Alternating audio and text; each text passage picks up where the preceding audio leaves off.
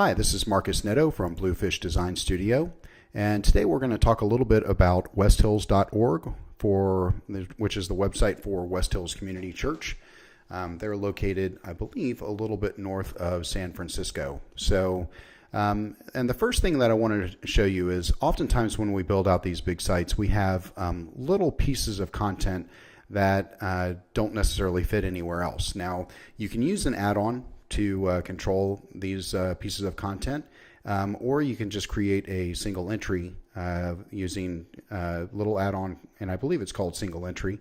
And that allows you to store that content in there, and it keeps the workflow the same as all of the other content. So for instance, on this site, things like the text on this big header image, all of the URLs for the various social media sites, and then also in the footer, we have an address and a phone number, and those are all things that are managed by this single entry channel. So if I go to the ExpressionEngine control panel, and if you've never seen one, this is what at least 2.7.3 version looks like.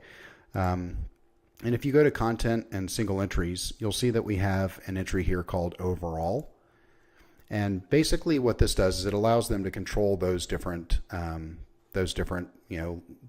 items of pieces of content. So you see here, committed to worship, community, and mission, and the join us for worship Sundays at 9 and 10:45. And that's the text on the, the hero image. Now, we also give them the ability to send the traffic to a location. So they can choose any of these different places that they might want to send this button. If I click on this, it goes to a specific location. And then we've given them a matrix field where they can actually add different social media accounts, and they can use this side to add the link, which is kind of handy.